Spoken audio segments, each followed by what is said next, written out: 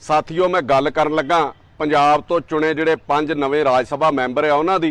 मैं उड़ीकदा सीगा कि 92 MLA दे विचों किसे दा इनकलाब जागूगा जिहड़ा वोटां पैण तो पहिलां ते सरकार बनन तो पहिलां सीगा उन्हां दे अंदर। मैं सोचदा सीगा कि किसे अंदरला शहीदे आजम सार भगत सिंह जागेगा जिहदा नाम लै लै के जिहदियां सौहां खा खा के तुहाडी सरकार जिहड़ी होंद दे विच आई आ। पर बदकिस्मती है तुसीं सब ने भगत सिंह दी ओह हालत कर दित्ती कि ਉਹਦਾ ਇਨਕਲਾਬ केवल ਅੱਜ बुत्तां ਦੇ ਵਿੱਚ किताबां ਦੇ ਵਿੱਚ ਤੇ ਭਾਸ਼ਣਾਂ ਦੇ ਵਿੱਚ ਹੀ ਨਜ਼ਰ ਆਉਂਦਾ। ਕਿਸੇ ਇਨਸਾਨ ਦੇ ਅੰਦਰ ਉਹਦਾ ਜਿਹੜਾ ਜਜ਼ਬਾ ਨਜ਼ਰ ਹੀ ਨਹੀਂ ਆ ਰਿਹਾ। ਮੈਂ ਜੇ ਇਹ ਦੋ ਲੈਣਾ ਕਹਿ ਲਵਾਂ ਕਿ ਸਮੇਂ ਦੀ ਲੋੜ ਹੈ ਜਾਂ ਸਮੇਂ ਦੇ ਅਨੁਸਾਰ ਬੈਠਾ ਹੈ। ਇੱਥੇ ਹਰ ਆਦਮੀ ਵਿਕਣ ਲਈ ਤਿਆਰ ਬੈਠਾ ਹੈ। ਹਰ ਇਨਸਾਨ ਹੈ ਘਰ ਭੋਗਣੀ ਦਾ ਆਦੀ। ਕੇਵਲ ਸ਼ਹੀਦ ਭਗਤ ਸਿੰਘ ਹੀ ਅੱਜ ਵੀ ਚੌਂਕ ਦੇ ਵਿਚਕਾਰ ਬੈਠਾ ਹੈ। 91 ਦਾ ਤੇ ਮੈਨੂੰ ਪਤਾ ਨਹੀਂ, ਪਰ ਇੱਕ ਤੋਂ ਮੈਨੂੰ ਬਹੁਤ ਜ਼ਿਆਦਾ ਆਸ ਸੀਗੀ ਕਿ ਜੇ ਉਹ ਆਪਣੇ ਮੁੱਖ ਮੰਤਰੀ ਦਾ ਚਿਹਰਾ ਲਾਣਨ ਲਈ ਅੜ ਸਕਦਾ ਸੀਗਾ ਤੇ ਫਿਰ ਉਹ ਪੰਜਾਬ ਦੇ ਹੱਕ ਬਚਾਉਣ ਲਈ ਵੀ ਪੰਜਾਬ ਲਈ ਲੜ ਸਕਦਾ ਸੀਗਾ। ਸਾਰ ਭਗਵੰਤ ਸਿੰਘ ਮਾਨ ਜੀ ਕੀ ਵਾਕਿਆ ਹੀ ਸ਼ਹੀਦ ਭਗਤ ਸਿੰਘ ਦੇ ਜਿਹੜੇ ਸੁਪਨੇ ਪੂਰੇ ਕਰਨੇ ਸੀਗੇ ਤੇ ਜਾਂ ਸਿਰਫ ਟੀਚਾ ਜਿਹੜਾ ਉਹ ਮੁੱਖ ਮੰਤਰੀ ਦੀ ਕੁਰਸੀ ਹਾਸਲ ਕਰਨਾ ਸੀਗਾ ਜਿਹੜੀ ਕਰ ਲਈ ਆ। ਸ਼ਹੀਦ ਭਗਤ ਸਿੰਘ ਤਾਂ ਦੇਸ਼ ਦੇ ਹੱਕਾਂ ਲਈ ਲੜਦਾ ਲੜਦਾ ਆਪਣੀ ਜਾਨ ਵਾਰ ਗਿਆ ਤੇ ਤੁਸੀਂ ਉਹ ਹੱਕ ਉਹਨਾਂ ਲੋਕਾਂ ਦੀ ਝੋਲੀ ਵਿੱਚ ਪਾ ਦਿੱਤੇ ਜਿਨ੍ਹਾਂ ਦਾ ਸ਼ਹੀਦ ਭਗਤ ਸਿੰਘ ਦੀ ਸੋਚ ਦੇ ਨਾਲ ਕੋਈ ਥੋਹ ਵਾਸਤਾ ਵੀ ਨਹੀਂਗਾ।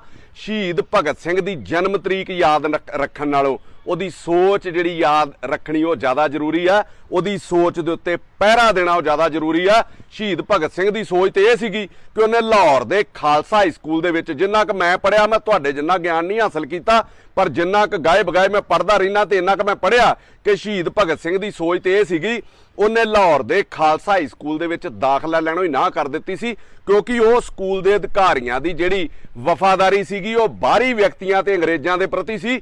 ਇਹਦੇ ਬਦਲੇ ਉਹਨੇ DAV ਹਾਈ ਸਕੂਲ ਦੇ ਵਿੱਚ ਦਾਖਲਾ ਲਿਆ ਸੀਗਾ ਜਿਹਨੂੰ ਅੰਗਰੇਜ਼ ਉਸ ਵੇਲੇ ਰਾਜ ਵਿਰੋਧੀ ਸਰਗਰਮੀਆਂ ਦੀ ਨਰਸਰੀ ਕਹਿੰਦੇ ਸੀਗੇ।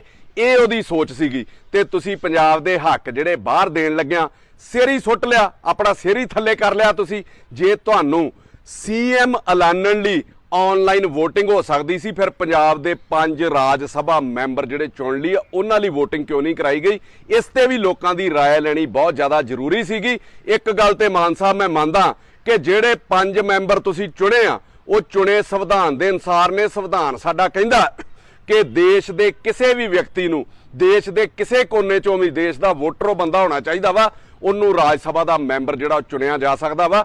ਸੰਵਿਧਾਨ ਦੀ ਜਿਹੜੀ ਤੁਸੀਂ ਸਹੁੰ ਖਾਧੀ ਸੀ ਉਹਨੂੰ ਪੂਰੀ ਠੀਕ ਨਿਭਾਇਆ, ਉਹ ਸਹੁੰ ਤੁਸੀਂ ਠੀਕ ਠਾਕ ਨਿਭਾਈ ਆ।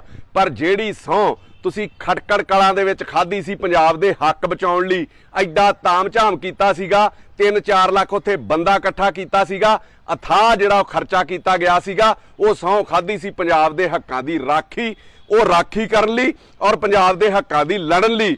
ਉਹ ਸ਼ਹੀਦ ਦੀ ਧਰਤੀ ਤੇ ਖਾਧੀ ਸਹੁੰ ਤੇ ਤੁਹਾਡੀ ਟੁੱਟ ਗਈ। ਭਗਵੰਤ ਸਿੰਘ ਮੈਂ ਤੈਨੂੰ ਇੱਕ ਗੱਲ ਕਹੂੰਗਾ, ਉਹ ਸਹੁੰ ਅੱਜ ਉਹ ਪੂਰੀ ਹੁੰਦੀ ਕਿਤੇ ਨਜ਼ਰ ਨਹੀਂ ਆਉਂਦੀ। ਕਿ ਆਪਾਂ ਨੂੰ ਕੁਰਸੀ ਜਾਣ ਦਾ ਡਰ ਸਤਾਉਣ ਲੱਗ ਪਿਆ ਵਾ ਜਾਂ ਸੁੱਖ ਸਹੂਲਤਾਂ ਦੇ ਪ੍ਰਤੀ ਆਪਾਂ ਇੰਨੇ ਜ਼ਿਆਦਾ ਮੋਹਿਤ ਹੋ ਗਏ ਆ ਵੀ ਇਹਨਾਂ ਨੂੰ ਛੱਡਣਾ ਹੀ ਨਹੀਂ ਚਾਹੁੰਦੇ। ਸਾਨੂੰ ਡਰ ਸਤਾਉਂਦਾ ਰਹਿੰਦਾ ਵੀ ਕੁਰਸੀ ਤੋਂ ਲਾ ਦੂਗਾ ਕੋਈ। ਭਗਤ ਸਿੰਘ 20 ਸਾਲ ਦੀ ਉਮਰ ਦੇ ਵਿੱਚ ਘਰੋਂ ਇਸ ਕਰਕੇ ਭੱਜ ਗਿਆ ਸੀਗਾ ਵੀ ਉਹਦਾ ਵਿਆਹ ਕਰਨ ਨੂੰ ਫਿਰਦੇ ਸੀ ਘਰ ਵਾਲੇ ਔਰ ਜਾਂਦਾ ਜਾਂਦਾ ਉਹ ਇੱਕ ਚਿੱਠੀ ਲਿਖ ਕੇ ਗਿਆ ਸੀਗਾ। ਉਹਦੇ ਵਿੱਚ ਉਹ ਲਿਖਦਾ ਕਿ ਮੇਰੇ ਜੀਵਨ ਦਾ ਸਭ ਤੋਂ ਉੱਤਮ ਜਿਹੜਾ ਕਾਰਨ ਆ ਉਹ ਦੇਸ਼ ਦੀ ਆਜ਼ਾਦੀ ਹੈ ਤੇ ਕੋਈ ਵੀ ਆਰਾਮ ਜਾਂ ਦੁਨਿਆਵੀ ਇੱਛਾ ਮੈਨੂੰ ਲੁਭਾ ਨਹੀਂ ਸਕਦੀ। ਇਹ ਉਹਦੀ ਸੋਚ ਸੀਗੀ। ਤੇ ਫਿਰ ਕੀ ਕੁਰਸੀ ਦਾ ਐਡਾ ਜਿਹੜਾ ਲਾਲਚ ਆ ਉਹ ਤੁਹਾਡੇ ਉੱਤੇ ਤੇ ਭਗਤ ਸਿੰਘ ਦੀ ਸੋਚ ਦੇ ਉੱਤੇ ਹਾਵੀ ਹੋ ਗਿਆ ਕਿ ਆਪਾਂ 10 ਦਿਨਾਂ ਦੇ ਵਿੱਚ ਅੱਖਾਂ ਵੀ ਬੰਦ ਕਰ ਲੀਆਂ ਤੇ ਮੂੰਹ ਵੀ ਬੰਦ ਕਰ ਲਿਆ ਵੀ ਜੋ ਹੁੰਦਾ ਪੰਜਾਬ ਦੇ ਵਿੱਚ ਹੋਣ ਦੋ। ਸਹੁੰ ਸ਼ਹੀਦ ਭਗਤ ਸਿੰਘ ਦੀ ਜਾਂ ਪੰਜਾਬ ਦੀ ਵਫਾਦਾਰੀ ਦੀ ਖਾਧੀ ਸੀ ਕਿ ਦਿੱਲੀ ਵਾਲਿਆਂ ਦੀ ਵਫਾਦਾਰੀ ਦੀ ਖਾਧੀ ਸੀਗੀ? ਇਹ ਲੋਕ ਤੁਹਾਨੂੰ ਸਵਾਲ ਜਿਹੜੇ ਉਹ ਗਾਏ ਬਗਾਏ ਹੁਣ ਕਰਦੇ ਰਹਿਣਗੇ। ਅਜੇ ਵੀ ਡੁੱਲੇ ਬੇਰਾਂ ਦਾ ਕੁਝ ਨਹੀਂ ਵਿਗੜਿਆ। ਅੱਗੋਂ ਪੰਜਾਬ ਦੇ ਹੋਣ ਵਾਲੇ ਨੁਕਸਾਨ ਨੂੰ ਬਚਾਓ। ਕੁਰਸੀ ਆਉਂਦੀ ਜਾਂਦੀ ਰਹਿਣੀ ਹੈ। ਲੋਕਾਂ ਦੇ ਦਿਲਾਂ ਦੇ ਵਿੱਚ ਜਿਹੜੀ ਜਗ੍ਹਾ ਵਾ ਉਹ ਸਥਾਈ ਬਣਾ ਕੇ ਰੱਖੋ। ਫਿਰ ਭਗਤ ਸਿੰਘ ਵਾਂਗ ਲੋਕ ਤੁਹਾਡੇ ਤੁਰ ਜਾਣ ਤੋਂ ਬਾਅਦ ਵੀ ਤੁਹਾਨੂੰ ਯਾਦ ਕਰਦੇ ਰਹਿਣਗੇ ਔਰ ਯਾਦ ਰੱਖਣਗੇ। ਜੇ ਉਹ ਵੀ ਕੁਰਸੀ ਦਾ ਲਾਲਚ ਕਰਦਾ ਸ਼ਹੀਦ ਭਗਤ ਸਿੰਘ ਫਿਰ ਇੰਨੀ ਇੱਜ਼ਤ ਨਾ ਕਮਾਉਂਦਾ। ਇਹ ਯਾਦ ਰੱਖੋ ਮਾਨ ਸਾਹਿਬ ਕਿ ਭਗਤ ਸਿੰਘ ਇੱਕ ਹੀ ਸੀਗੀ, ਭਗਤ ਸਿੰਘ ਇੱਕ ਹੀ ਸੀਗਾ।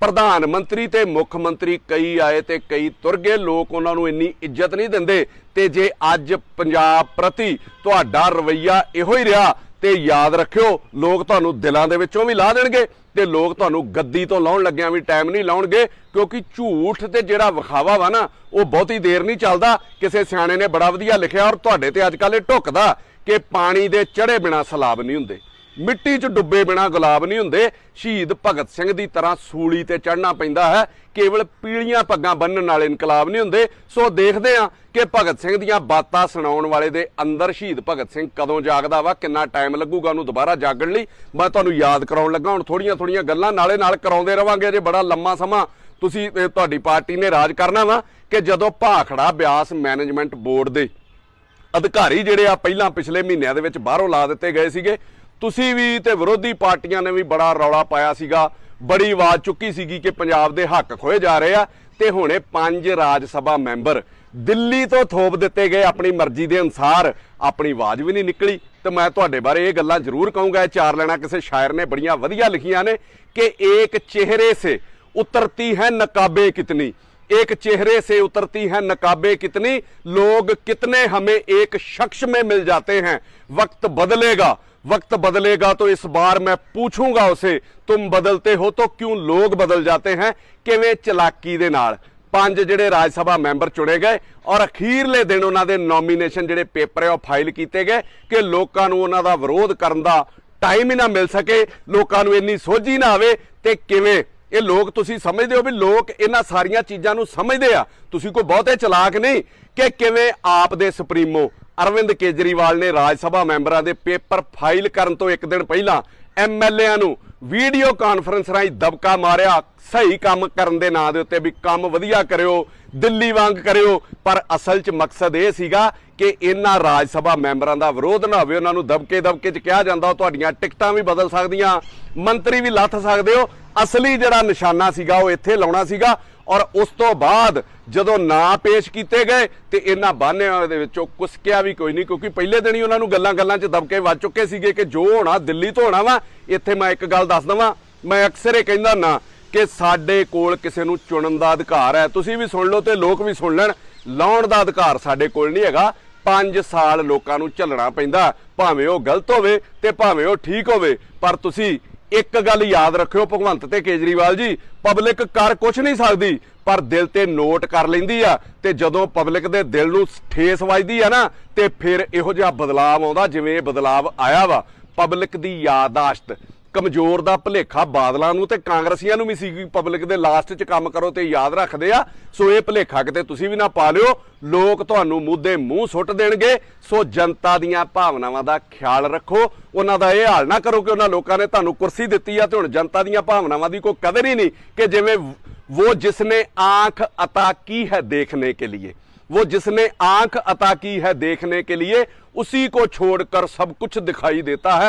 लोकां नूं छड्ड के अज तुहानूं दिल्ली वाले नज़र आउंदे और जबरदस्ती दे फैसले जिहड़े तुसीं इन्हां दे उत्ते थोप रहे हो, इन्हां चीज़ां तो तुहानूं गरेज करना चाहिदा।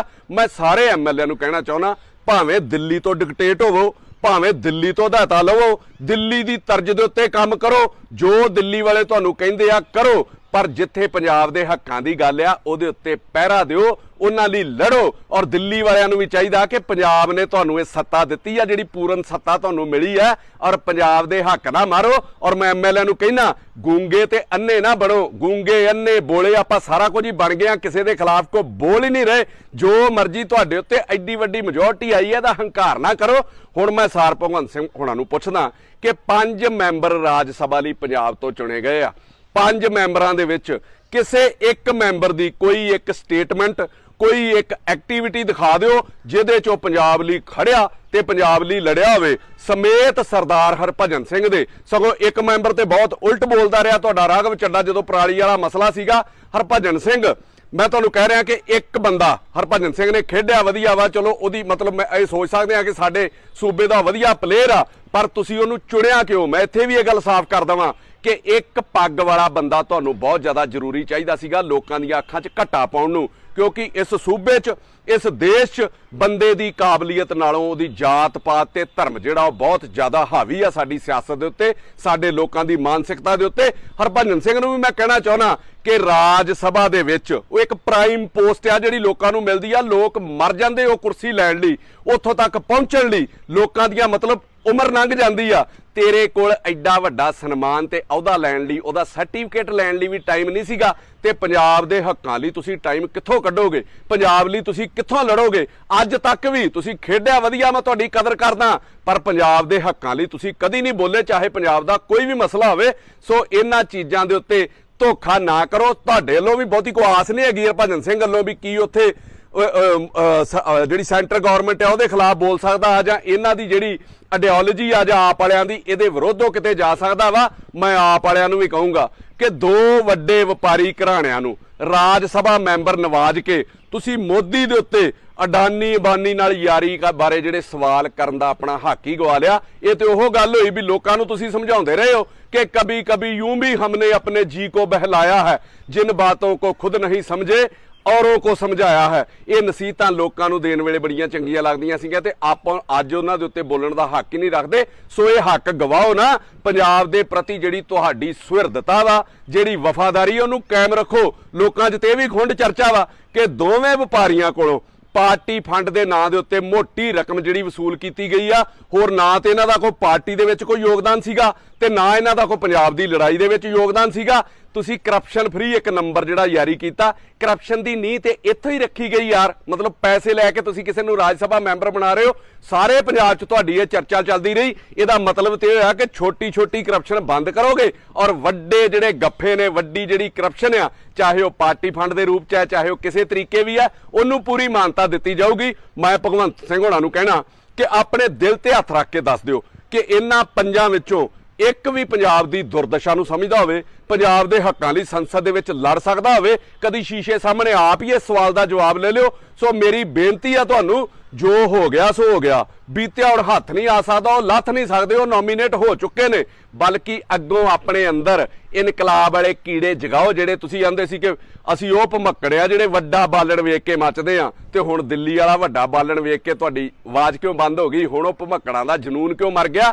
ਆਪਣੇ ਅੰਦਰ ਜਿਹੜੀ ਮੁੱਖ ਮੰਤਰੀ ਵਾਲੀ ਫੀਲਿੰਗ ਆ ਉਹਨੂੰ ਬਾਹਰ ਕੱਢੋ। ਪੰਜਾਬ ਦੇ ਚੌਕੀਦਾਰ ਹੋਣ ਦਾ ਅਹਿਸਾਸ ਕਰੋ ਤੇ ਇਹ ਮਿੱਠੀ ਕੈਦ ਆ ਜਿਹੜੀ ਤੁਹਾਨੂੰ ਮਿਲ ਰਹੀ ਆ ਭਗਵੰਤ ਸਿਆਂ, ਇਹਦੇ ਤੋਂ ਬਾਹਰ ਆਓ। ਲੋਕਾਂ 'ਚ ਇਹ ਗੱਲ ਫੈਲ ਰਹੀ ਹੈ ਕਿ ਦਿੱਲੀੋਂ ਤੁਹਾਨੂੰ ਕਹਿ ਦਿੱਤਾ ਗਿਆ ਕਿ ਸਾਡੀ ਮਰਜ਼ੀ ਨਾਲ ਚੱਲੋਗੇ ਤੇ ਠੀਕ ਆ, ਨਹੀਂ ਤੇ ਤੁਹਾਡਾ ਬਦਲ ਤਿਆਰ ਆ। ਇਹਨਾਂ ਚੀਜ਼ਾਂ ਕਰਕੇ ਤੁਸੀਂ ਬੋਲ ਵੀ ਨਹੀਂ ਰਹੇ। ਸੋ ਮੇਰੀ ਬੇਨਤੀ ਹੈ ਕਿ ਆਪਣਾ ਬਦਲ ਨਾ ਬਣਨ ਦਿਓ। ਮੁੱਖ ਮੰਤਰੀ ਰਹੋ ਚਾਹੇ ਨਾ ਰਹੋ, ਪਰ ਤੁਹਾਡੇ ਅੰਦਰ ਭਗਤ ਸਿੰਘ ਰਹਿਣਾ ਜ਼ਿਆਦਾ ਜ਼ਰੂਰੀ ਆ। ਲੋਕ ਤੈਨੂੰ ਉਸ ਰੂਪ ਦੇ ਵਿੱਚ ਦੇਖਦੇ ਰਹੇ ਆ ਔਰ ਅੱਜ ਵੀ ਦੇਖ ਰਹੇ ਆ। ਇੱਕ ਦੋ ਗਲਤੀਆਂ ਮੈਂ ਅੱਗੇ ਵੀ ਕਿਹਾ ਸੀਗਾ, ਮਾਫੀ, ਪਰ ਲੋਕ ਹੁਣ ਤੁਹਾਡੀ ਕੱਲੀ ਕੱਲੀ ਗੱਲ ਜਿਹੜੀ ਉਹ ਨੋਟ ਕਰਨ ਲੱਗ ਪਿਆ।